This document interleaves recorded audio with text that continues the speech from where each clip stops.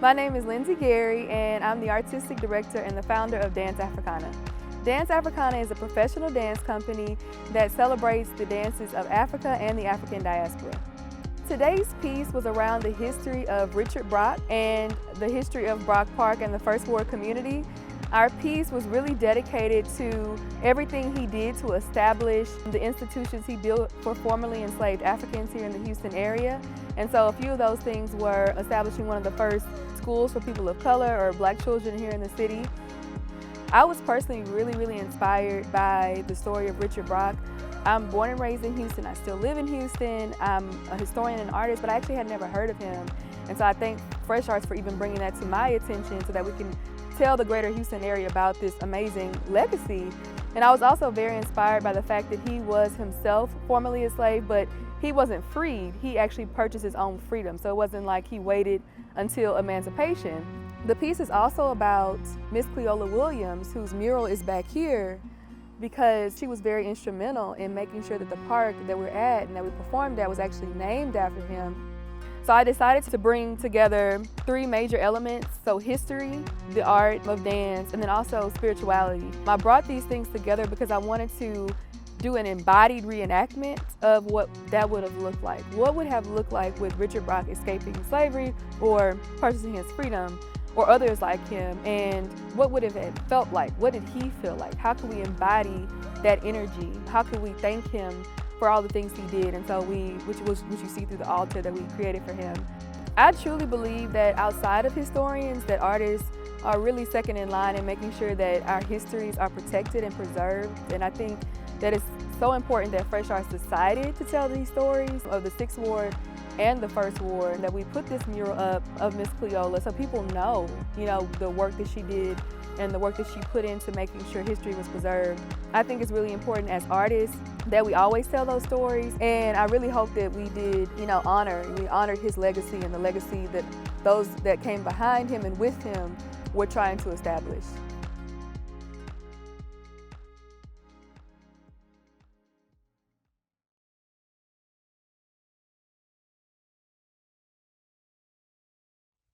Well, years and years ago, Richard Brock, a slave, decided to come into this neighborhood, and he organized and helped organize a church, St. Paul African Methodist Episcopal, and paid some money towards it, and a school for slave children was born out of that church. And it moved on into a regular school itself. And I attended that school, I think my husband, and many older people before me. But Richard Brock helped do that. He bought himself out of slavery, and he owned, I guess he must have owned many properties. And he helped organize 2 or 3 other churches, and the Mason organization for Blacks. So he was a pretty busy man. So the park didn't become a park until after the school was gone. It moved down onto Houston Avenue into another. That was another fight that we had to get a better school, because we only had just a wooden school where looked like just the blue wooden buildings that were put together. Mm-hmm. And so we got some better. My kids went to that school too. Mm-hmm. And graduated from that school. And it's still there. I think that they've closed the school down. I'm not sure. From what I understand, they said that there weren't enough children to actually feed the school. So almost everybody moved down to Crockett Elementary School. Mm-hmm. But Richard Brock, the school, Randall Jones, when the young people were around there and knowing the history of Richard Brock and the fact that he had bought that land, I felt that it should be renamed in his honor. And so we had to work at it, and I had to go to city council and had to hold several meetings to see that Brock name was changed. Mm-hmm.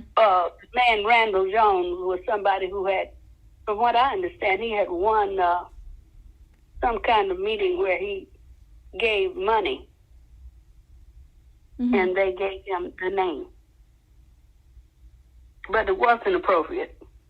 Mm-hmm. And that's how finally got to get it named after Richard Brock. Mm-hmm.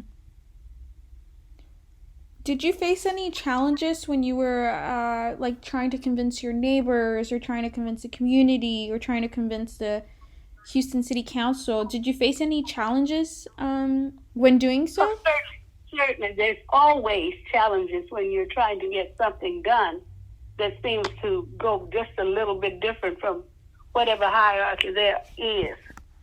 And I had to have several meetings, and I had to go before City Council and show them the papers, the deeds to that church, and how he had put the monies in for that particular land, and who he was, and his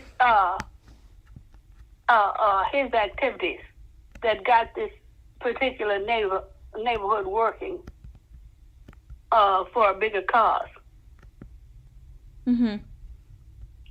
And of course, they told me at first that they didn't change things like that, but I know better, Mm-hmm. and they knew better. So several people that were on my side, they got together and they changed the name. That what I said all along, that we haven't learned in Houston, I won't say just First Ward, to preserve our natural historic. We've got a lot of historic places, and they haven't been preserved. And therefore, it leaves our children in the dark, too, because they don't know about the history that we've had. This is what has happened with these kids and learning what has happened with their history all over our nation now. And why we're in such a pickle, because we've never learned. Just average people, we go to work, come home, maybe go to church, but not the actual struggle that has gone on between people to try to get our history preserved, to try to understand where we stand as a people and how much we actually need to lean on each other, especially as far as neighborhoods concerned. Because if the ditch is filling up with water at my house and you live next door, it's filling up with yours too. And the things that contaminate our air and stuff, it's all a part of just living, and that as a people, we have to work together to get things done. Just what I said, these changes, and we haven't learned that there are things that we really don't have to put up with. And so we have to, this is one reason to hold on to your civic organizations and try to build them into strong entities. Because those people who build the freeways and who the carpetbaggers, as they say, and the people who want to change your neighborhood because of money has nothing to do. They don't even live in the neighborhood, but they want to change it for monetary profit. You have to fight that, and you have to do it as a group. You can't do it by yourself. They wanted to name First Ward anything except First Ward. They didn't feel like it was named cool enough. You had to actually fight to get the name First Ward, because that's what it is. One of the first, we had the ward system. This was first, you had second, third, fourth, fifth, and sixth. So your history is just, thrown away. Well, I would like for people to know the history of this word, and that it was the first, and that there are things that should be preserved in our neighborhood and our history and those people who helped to build it.